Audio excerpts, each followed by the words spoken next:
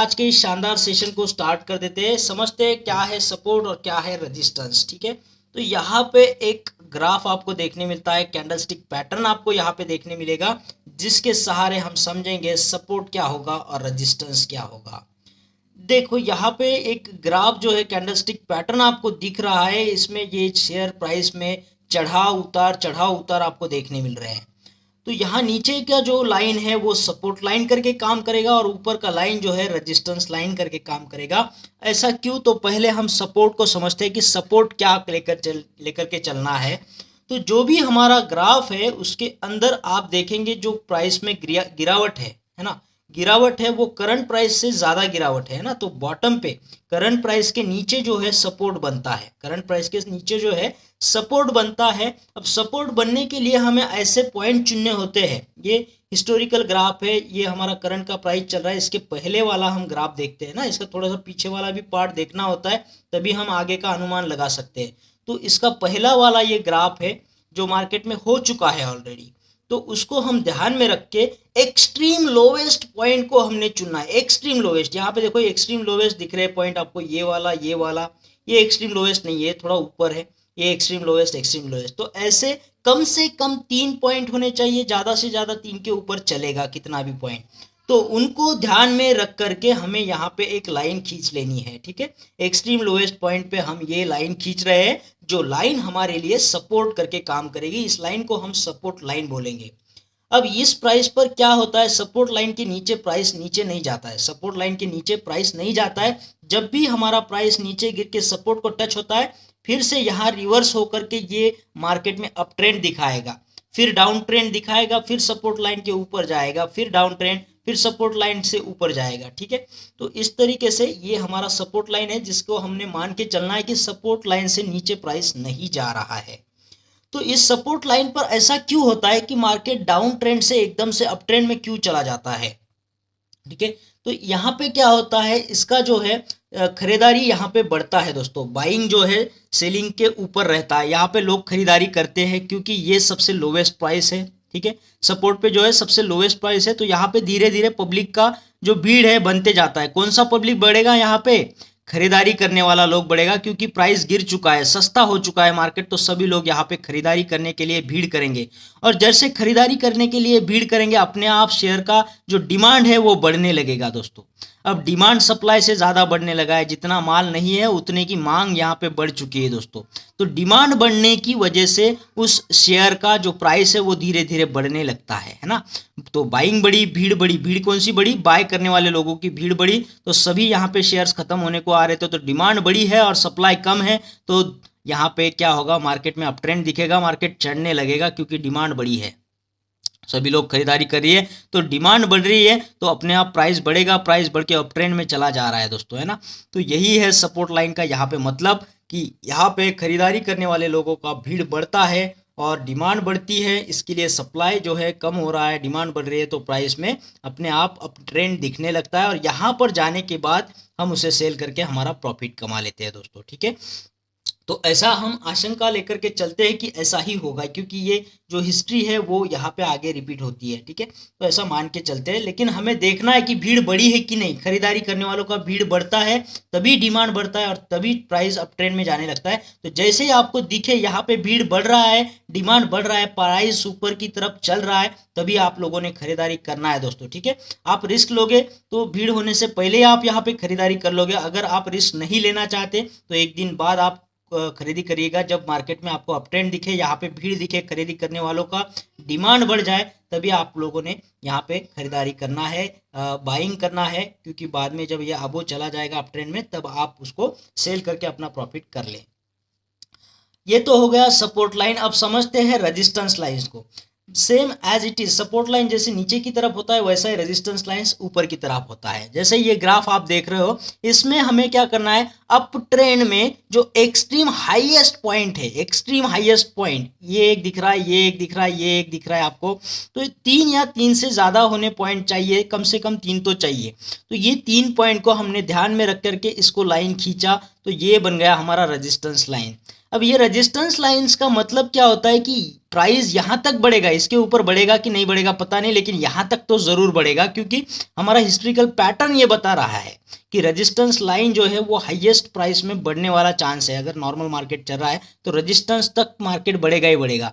जब आपने यहाँ पे खरीदी किया है तो आपका काम होता है जब रेजिस्टेंस लाइंस के पास जाए तो उसे बेच देना, ठीक है। तो यहाँ पे जब जाता है ये, तो यहाँ पे बेचने वालों का जो है संख्या जो है, गर्दी भीड़ जो है वो बढ़ जाती है। सेल करने वाले लोगों की यहाँ पे भीड़ बढ़ जाती है रेजिस्टेंस पे। उनको पता है इससे ज़्यादा प्राइस नहीं बढ़ने वाला, मेरे को बेचना है, तो सब लोग यहाँ पे भीड़ करेंगे बेचने के लिए। अब सब लोग बेच रहे हैं तो यहाँ पे सप्लाई बढ़ेगा और डिमांड तो किसी को चाहिए ही नहीं, सब बेचना चाहते, तो सप्लाई बढ़ गया है और डिमांड जो है वो कम हो चुका है। अब सप्लाई बढ़ा है और डिमांड कम हो चुकी है, तो ऐसे में क्या होता है दोस्तों, प्राइस में गिरावट आने लगती है। किसी को चाहिए ही नहीं, सभी सेल कर रहे हैं, तो ये प्राइस में गिरावट आपको दिखेगा। तो आपने यहाँ पे सेल कर देना है। जैसे ही भीड़ बढ़ रहा है यहाँ पे सेल करने वाले लोगों का, तो आपने भी यहाँ पे बिना रिस्क लिए बेच देना है, ठीक है। तो आप भी यहाँ पे बेच दोगे, लेकिन भीड़ को देख के चलना है कि भीड़ भी बेच रहा है, यहाँ पे सप्लाई बढ़ रहा है, तो आपने भी वो शेयर को रख के कोई फायदा नहीं है, क्योंकि आने वाले दिनों में वो गिरने वाला है। तो आपने यहाँ पे बेच देना है और आपका प्रॉफिट यहाँ पे बना लेना है दोस्तों, ठीक है। तो यहाँ पे फिर ये नीचे गिरता है ना, तो नीचे गिरता है फिर ऊपर चढ़ता है। तो यहाँ पे आप थोड़ा सा जब देखिए सपोर्ट के पास आप इसे खरीदी कर रहे हो और रेजिस्टेंस के पास इसे बेच रहे हो, तो ये लॉन्ग पोजीशन बना रहा है। और अगर आप उल्टा करोगे, देखो रेजिस्टेंस पे अगर आप शेयर के साथ कुछ करना चाहते हो तो बेचना है, तो अगर आप पहले बेचते हो और बाद में इसे लोअर होने के बाद में खरीदते हो, तो ये शॉर्ट पोजीशन आप ले सकते हो। जैसे हमने प्रीवियस टॉपिक में सीखा है लॉन्ग पोजीशन, शॉर्ट पोजीशन।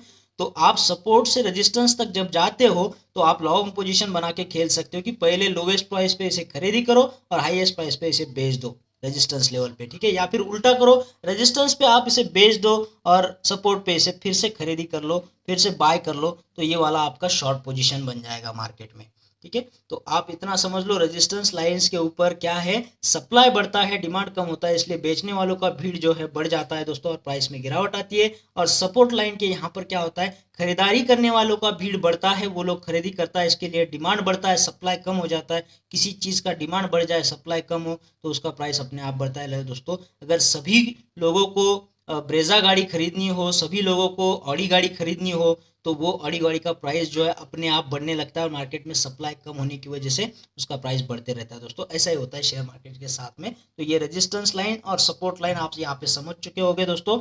और इसी को मैं एक जोन के सहारे भी यहाँ पे आपको मैं डिस्कस कर दूँ। जोन के सहारे कैसे, देखिए यहाँ पे जब हमने अभी सीखा था रेक्टेंगल लाइन, रेजिस्टेंस लाइन सीखा था और सपोर्ट लाइन सीखा था, तो ये रेक्टेंगल के फॉर्म में है, तो रेक्टेंगल जोन से ये सपोर्ट जोन होगा और ये होगा रेजिस्टेंस जोन होगा। इसे क्या बोलेंगे हम, रेजिस्टेंस जोन, ठीक है, रेजिस्टेंस जोन। और ये रेक्टेंगल की तरह दिख रहा है तो इसे रेक्टेंगल भी बोल सकते हैं, ठीक है।